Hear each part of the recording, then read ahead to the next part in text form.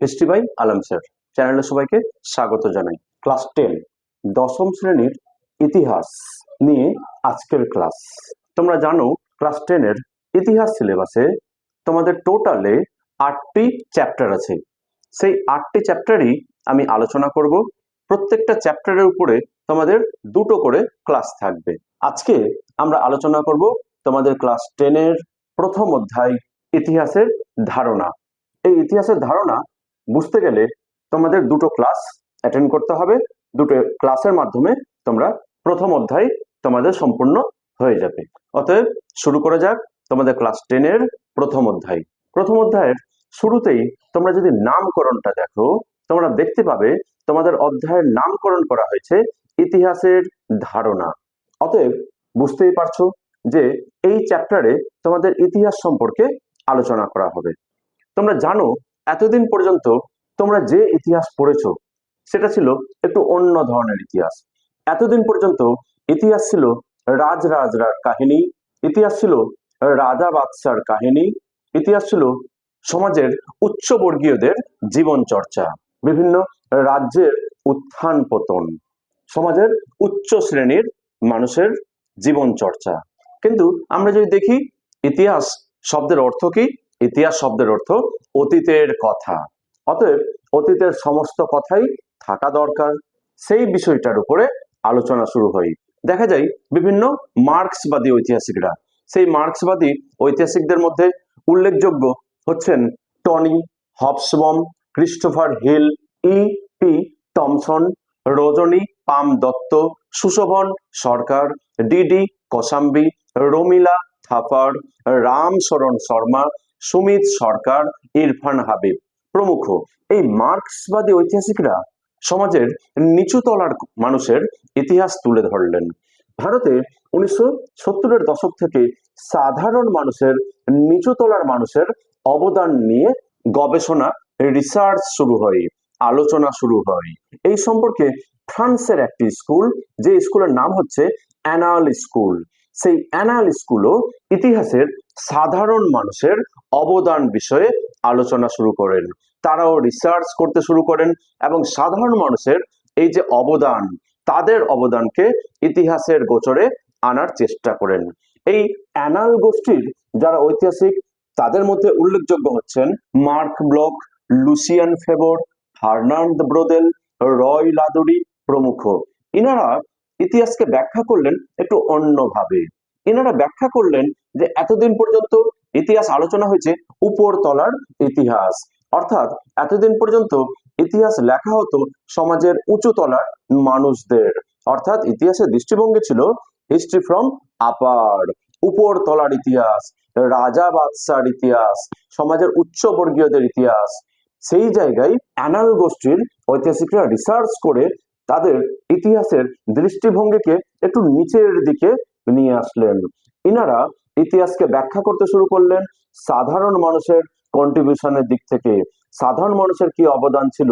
ইনারা ইতিহাসের লেখা শুরু করলেন হিস্ট্রি ফ্রম বিলো, ইতিহাস শুরু হবে নিচের দিক থেকে, যেহেতু সমাজের বেশিরভাগ মানুষ হচ্ছেন নিচু তলার মানুষ, তাদের অবদান কি ছিল এই বিষয়ে ইনারা রিসার্চ করলেন, সাধারণ মানুষের অবদান তুলে ধরলেন।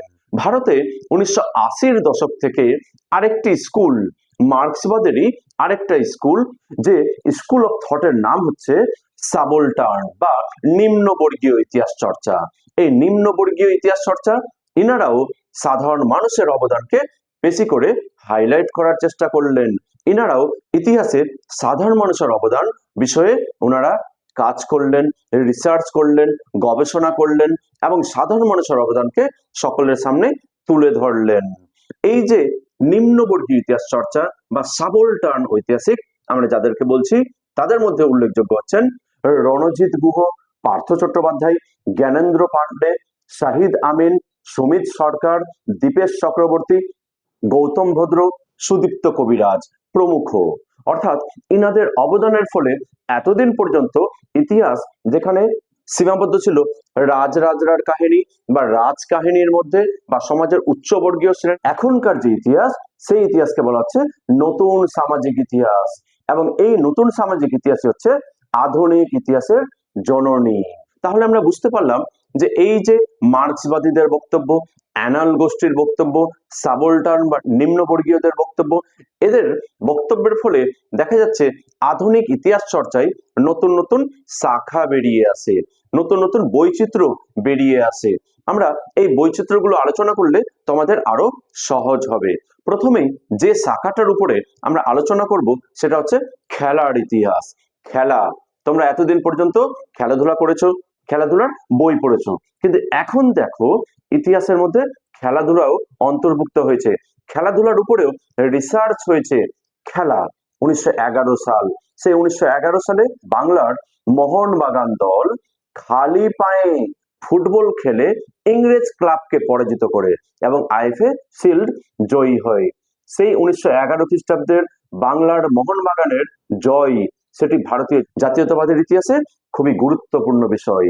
আজ থেকে অনেক দিন আগে 776 খ্রিস্টপূর্বাব্দে প্রাচীন গ্রিসের অলিম্পিয়া নগরীতে প্রথম অলিম্পিক গেমস এর সূচনা হয়। তারপর থেকে দেখো এখন পর্যন্ত প্রচুর নতুন নতুন খেলাধুলা এসেছে।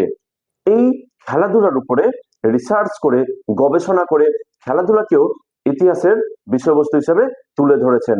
যারা এই খেলাধুলার উপরে রিসার্চ করেছেন তাদের মধ্যে উল্লেখযোগ্য হচ্ছেন কৌশিক বন্দ্যোপাধ্যায়, তার লেখা বিখ্যাত গ্রন্থ খেলা যখন ইতিহাস। বড়িয়া মজুমদার, তার লেখা বিখ্যাত গ্রন্থ cricket in colonial history. Gautam Bhattacharya, তার লেখা গ্রন্থ বাপি বাড়ি যা। এই সমস্ত গ্রন্থ থেকে আমরা খেলাধুলার এই যে পরিবর্তন, এই যে বিবর্তন, সেগুলো আমরা জানতে পারি। পরের ইতিহাসের শাখা হচ্ছে খাদ্যাভ্যাসের ইতিহাস। আদিম যুগ, মানুষ বনে জঙ্গলে বাস করত, তখন মানুষ খাদ্যের জন্য এক জায়গা থেকে অন্য জায়গায় ঘুরে বেড়াতো। মানুষ ছিল তখন খাদ্য সংগ্রাহক, খাদ্য সংগ্রহ করার জন্য এক জায়গা থেকে অন্য জায়গায় মানুষকে ঘুরে বেড়াতে হতো। কিন্তু তারপরে দেখা যায় একটি খাবারের বীজ যখন এক জায়গায় পড়ে যায় এবং সেখানে যখন গাছ বেড়ায়, সেখান থেকে মানুষের ধারণা আছে যে যখন বীজ পড়ে বা বীজ পুঁতে দিয়ে যখন গাছ বেড়াতে পারে, অতএব মানুষকে আর অন্য জায়গায় যাওয়ার দরকার নেই। অতএব এই যে মানুষ ছিল খাদ্য সংগ্রাহক, এখান থেকে হয়ে গেল মানুষ খাদ্য উৎপাদক। খাদ্যের ক্ষেত্রেও বিরাট পরিবর্তন। মানুষ প্রথম দিকে কাঁচা মাংস, কাঁচা ফলমূল খেত, সে জায়গায় মানুষ এখন কত রকমের খাবার খাই। পর্তুগিজদের কাছ থেকে আমরা পেয়েছি আলুর ব্যবহার। আমরা স্কটল্যান্ডকে বলতে পারি কেকের দেশ। খাওয়ার উপরেও ঐতিহাসিকরা রিসার্চ করেছেন, গবেষণা করেছেন, এই খাদ্যাভ্যাসকেও ইতিহাসের বিষয়বস্তুর মধ্যে তুলে ধরেছেন। খাদ্যাভ্যাসের ইতিহাস চর্চার উপরে যারা অশেষ অবদান রেখেছেন তাদের মধ্যে উল্লেখযোগ্য হচ্ছেন কে টি আচই। তিনি খাদ্যাভ্যাসের উপরে যে বইটি লিখেছেন সেটি হচ্ছে Indian food, a historical companion, a historical dictionary of Indian food. পরের একজন ঐতিহাসিক আছেন, ওনার নাম হচ্ছে রিয়াই টান্নাহিল। তার লেখা বিখ্যাত খাদ্যাভ্যাসের উপরে বই ফুড ইন হিস্ট্রি। এই গ্রন্থগুলো থেকে আমরা মানুষের খাদ্যাভ্যাসের যে এই যে পরিবর্তন বিবর্তন, সেগুলো আমরা জানতে পারি। পরের ইতিহাসের যে শাখা সেটি হচ্ছে পোশাক পরিচ্ছদের ইতিহাস। তোমরা জেনেছো মানুষ প্রথম দিকে আদিম অবস্থায় কেমন পোশাক পরতো, এখন কেমন পোশাক পরছে। এই যে পোশাক পরিচ্ছদের ক্ষেত্রে বিরাট পরিবর্তন, এই পরিবর্তনের উপরে রিসার্চ করেছেন কিভাবে মানুষের পোশাক পরিচ্ছদের ক্ষেত্রে পরিবর্তন এসেছে।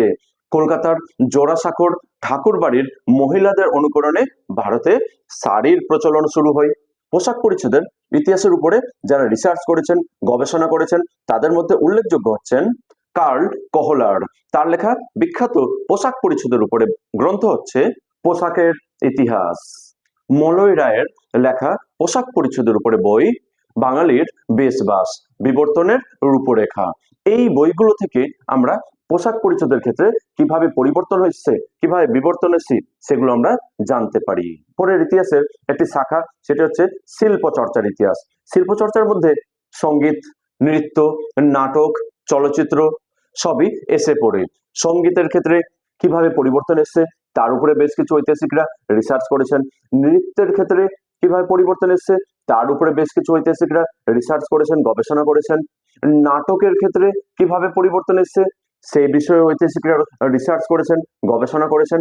এই যে চলচ্চিত্র বা সিনেমা, সিনেমা জগতে তোমরা যদি দেখো প্রথম যে সিনেমাটি হয়েছিল সেটি ছিল দাদা সাহেব ফালকের পরিচালনায় ভারতীয় উপমহাদেশের প্রথম নির্বাক ছবি, অর্থাৎ যেখানে কোনো সাউন্ড ছিল না, কিছু শোনা যেত না, প্রথম নির্বাক ছবি।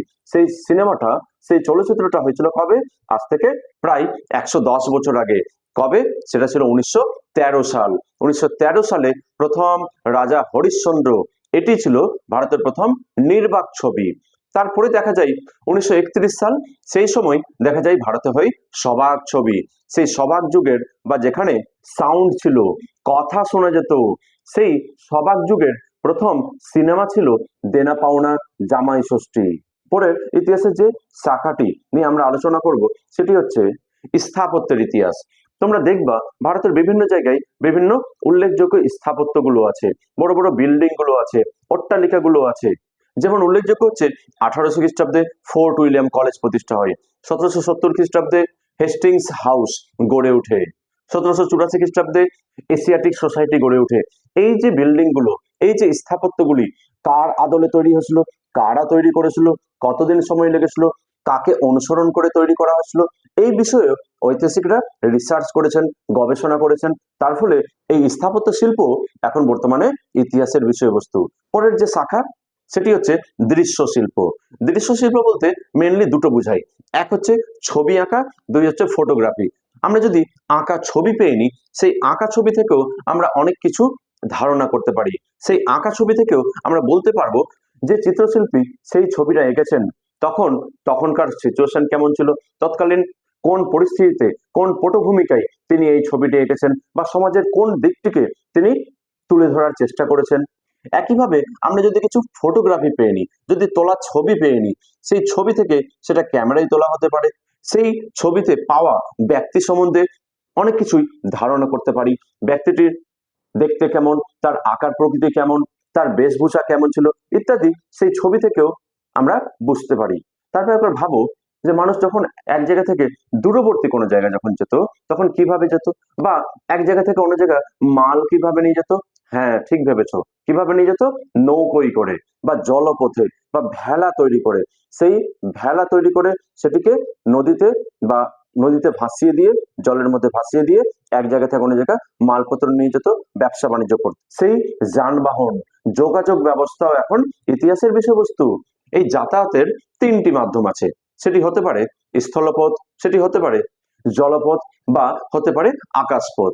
এই যানবাহন যোগাযোগ ব্যবস্থার ক্ষেত্রেও কিন্তু বিরাট পরিবর্তন এসেছে। সেই যে মানুষ প্রথম দিকে যখন ভেলাই করে এক জায়গা থেকে অন্য জায়গায় যেত, এখনই কি মানুষ ওইভাবে ভেলাই করে বা জলপথে সেইভাবে নৌকো করে এক জায়গা থেকে অন্য জায়গায় যায় না। সেই ক্ষেত্রেও বিরাট পরিবর্তন হয়েছে। তৈরি হয়েছে কি স্টিমার, লঞ্চ, এখন রাস্তাগুলি হয়েছে পাকা পিচ দেওয়া রাস্তা, তৈরি হয়েছে এরোপ্লেন, রকেট, উপগ্রহ, স্যাটেলাইট, কত কি। এই যানবাহনের ক্ষেত্রেও এই যে বিরাট পরিবর্তন, এই ক্ষেত্রেও ঐতিহাসিকরা রিসার্চ করেছেন এবং এই পরিবর্তনটাকে ওনারা তুলে ধরেছেন। পরের যেটি শাখা সেটি হচ্ছে স্থানীয় ইতিহাস। স্থানীয় ইতিহাসও ইতিহাস চর্চার একটি উল্লেখযোগ্য বিষয়। স্থানীয় ইতিহাস কোনো একটা নির্দিষ্ট জায়গার উপরে যখন ঐতিহাসিকরা রিসার্চ করেন, তথ্য সংগ্রহ করেন, এবং সেই স্থানের উপরে যখন কোনো বই লেখা হয়, সেখান থেকে আমরা সেখানকার সম্পূর্ণ ইতিহাস পেয়ে যাই। যেমন ধরে নাও তোমাদের সামনে যদি নিহার রঞ্জন ঘোষ এর বাঙালির ইতিহাস বইটা তুলে ধরা হয়, তোমরা সেই বাঙালির ইতিহাস থেকে তোমরা বুঝতে পারবা যে বাঙালিদের মধ্যে কিভাবে পরিবর্তন হয়েছে, প্রথম দিকে বাঙালিদের কি কি অভ্যেস ছিল, পরবর্তীতে কিভাবে অভ্যেসগুলো পরিবর্তন হয়েছে। এই স্থানীয় ইতিহাস বিষয়ে প্রথম আমাদের নির্ভরযোগ্য গ্রন্থ সেটি হচ্ছে 1149-50 খ্রিস্টাব্দে লেখা কাশ্মীরি কবি কলহন, তিনি রচনা করেছিলেন রাজতরঙ্গিনী। সেই রাজতরঙ্গিনী থেকে আমরা কাশ্মীরের ইতিহাস পাই।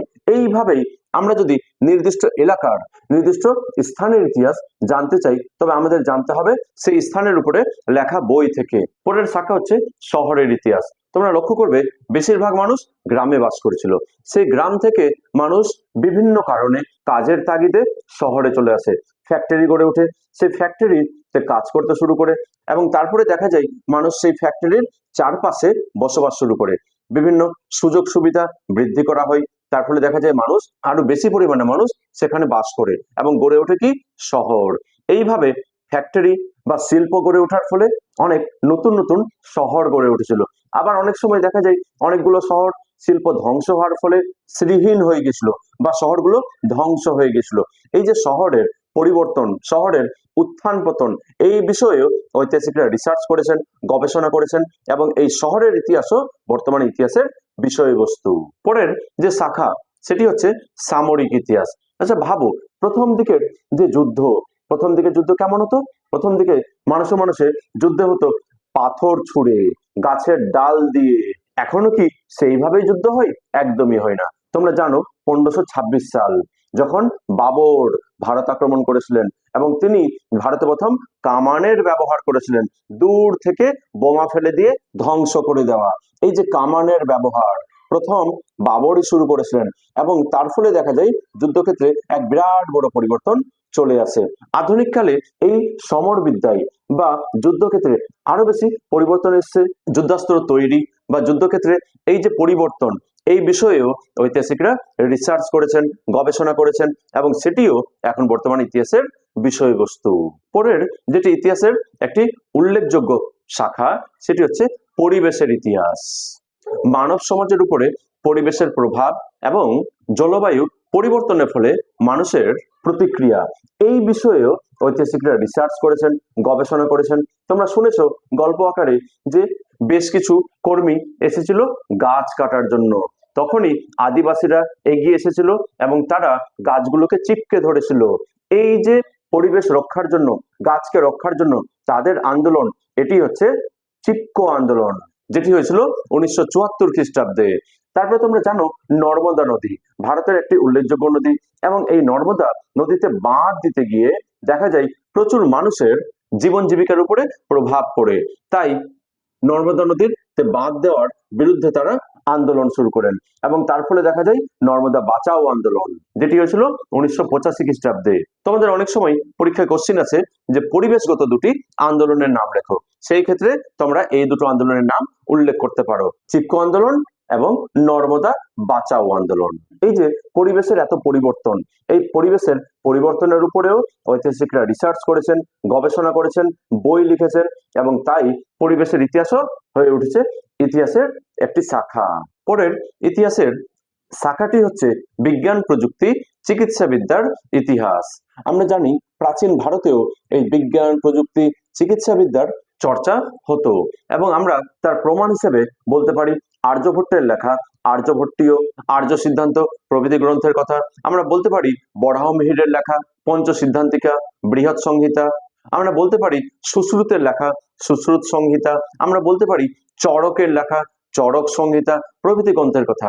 এই যে প্রাচীন যুগের চিকিৎসা এবং আধুনিক যুগের চিকিৎসা, এই যে বিরাট পরিবর্তন, এই যে বিবর্তন, এর উপরেও ঐতিহাসিকরা রিসার্চ করেছেন এবং সেই কারণেই এখন এই বিজ্ঞান প্রযুক্তি চিকিৎসা এটিও এখন ইতিহাসের বিষয়বস্তু। আমাদের ইতিহাস চর্চার শেষ উল্লেখযোগ্য শাখা সেটি হচ্ছে নারী ইতিহাস। ভারত তথা বিশ্বের ইতিহাসে নারীদের অবদান কোনো মতেই কম নাই। সমাজ, রাজনীতি, শিক্ষা, আন্দোলন সর্বক্ষেত্রে নারীদের উল্লেখযোগ্য অবদান রয়েছে। আমরা যদি ভারতের স্বাধীনতার কথা বলি, সেই স্বাধীনতার সময় পুরুষেরা যখন মিটিং মিছিল সশস্ত্র আন্দোলনে ঝাঁপিয়ে পড়েছিলেন, তখন নারীরাও কিন্তু বাড়িতে বসেছিলেন না। তারাও দেখা গেছিল পুরুষের সঙ্গী হিসাবে তারাও অরন্ধন দিবস পালন করেছিলেন, তারাও মিটিং করেছিলেন, মিছিল করেছিলেন, আন্দোলনে সামিল হয়েছিলেন। ভারতের স্বাধীনতা আন্দোলনে যদি আমরা উল্লেখযোগ্য কিছু নারীর কথা বলি, সেই ক্ষেত্রে উঠে আসবে সরলা দেবী চৌধুরানী, বাসন্তী দেবী, মাতঙ্গিনী হাজরা, প্রীতিলতা ওয়াদ্দেদার, বীণা দাস, কল্পনা দত্ত প্রমুখের নাম। এই যে নারীদের অবদান, এই নারীদের অবদান বিষয়েও বেশ কিছু ঐতিহাসিকরা রিসার্চ করেছেন, গবেষণা করেছেন এবং নারীদের অবদান সকলের সামনে তুলে ধরেছেন। আমরা যদি নীরা দেশাইয়ের উইমেন ইন মডার্ন ইন্ডিয়া গ্রন্থটি পড়ি, আমরা যদি জেরান্ডিন ফবস এর উইমেন ইন মডার্ন ইন্ডিয়া গ্রন্থগুলি পড়ি, আমরা দেখতে পাবো নারীদের অবদান কত গুরুত্বপূর্ণ, নারীরাও কিভাবে আন্দোলনে সামিল হয়েছিল। অতএব বোঝা গেল যে বর্তমানের আধুনিক কালের ইতিহাস চর্চা কেবলমাত্র রাজকাহিনী বা রাজা বাদশার কাহিনীর মধ্যেই সীমাবদ্ধ নেই, এখন বর্তমানে চলে এসেছে সাধারণ মানুষের ইতিহাসের মধ্যে। তাই আমরা ইতিহাসের মধ্যে পাচ্ছি কি খেলার ইতিহাস, খাদ্যাভ্যাসের ইতিহাস, সামরিক ইতিহাস, স্থানীয় ইতিহাস, চলচ্চিত্র ইতিহাস, দৃশ্য শিল্পের ইতিহাস, পরিবেশের ইতিহাস, নারীর ইতিহাস, সবকিছুই মানুষের সঙ্গে সম্পর্কিত যা কিছু আছে সবই এখন ইতিহাসের সঙ্গে সম্পর্কিত, ইতিহাসের মধ্যে আলোচিত। আশা করছি তোমাদের ক্লাস 10-এর প্রথম অধ্যায়ে যেটি রয়েছে ইতিহাসের ধারণা, তার মোটামুটি কনসেপ্টটি তৈরি হয়েছে। পরের ক্লাসে আমরা তোমাদের প্রথম অধ্যায়ের বাকি পার্টটি আলোচনা করব। Thank you for watching.